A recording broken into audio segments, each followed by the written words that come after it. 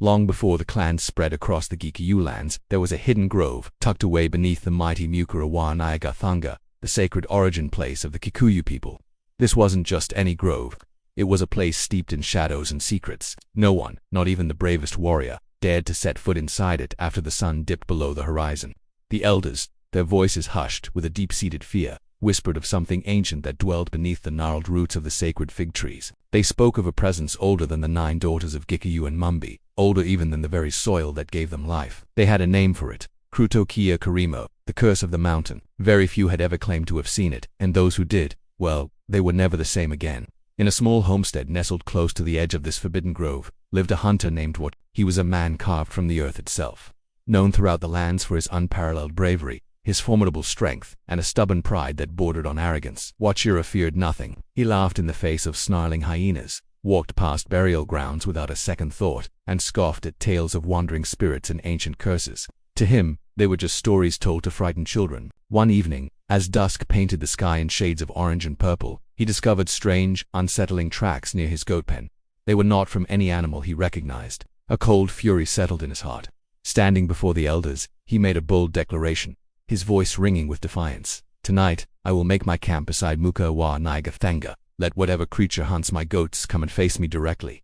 The elders were horrified. They pleaded with him, their faces etched with genuine concern. "No man stays there at night," Wachira, one of them, warned, his voice a low rumble. "The ground remembers the first blood ever spilled. It is an ancient hunger, one that never sleeps." But Wachira merely laughed, a sound that seemed to mock their caution. He dismissed their pleas with a wave of his hand, hoisted his heavy spear onto his shoulder, and began his march toward the silent, waiting grove. As he stepped under the canopy of the ancient trees, the world seemed to change. The air grew heavy, thick, almost wet, clinging to his skin like a shroud. A profound stillness fell over the grove.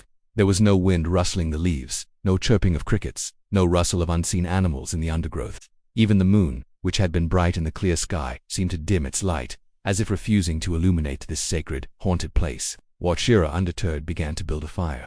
But something was wrong. The flames, once they caught, seemed to recoil. They bent and twisted away from the heart of the grove, as if they too were afraid of what lay hidden in the darkness. He sat, spear in hand, waiting. The hours crawled by.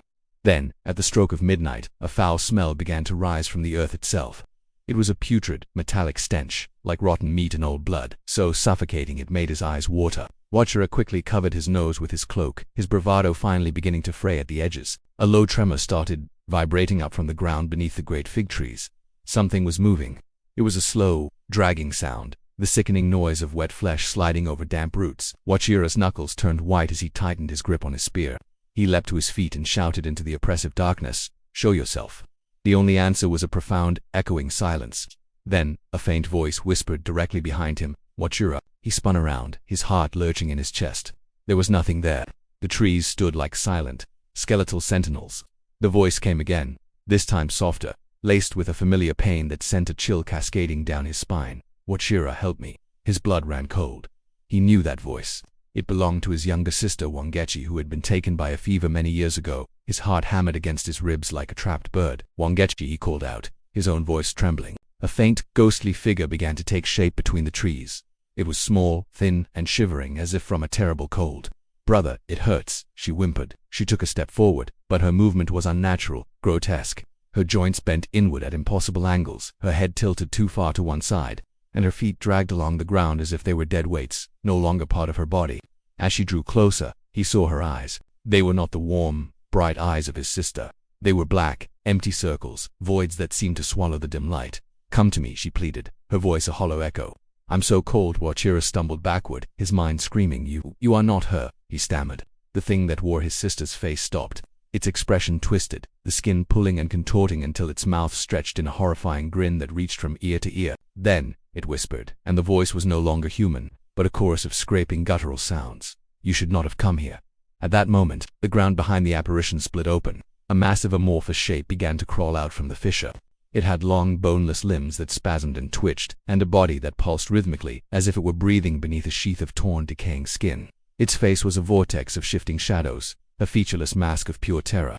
The forest plunged into absolute darkness. The fire didn't just go out, it vanished without a single wisp of smoke, as if it had never existed. The creature's shadow face opened, and a cacophony of voices spilled out into the night, the sounds of men, women, and children all crying, begging, and screaming in agony. They were the voices of all the souls it had devoured over the centuries. Wachira finally turned to run, but the forest itself seemed to conspire against him. Paths that were clear moments before now twisted into dead ends.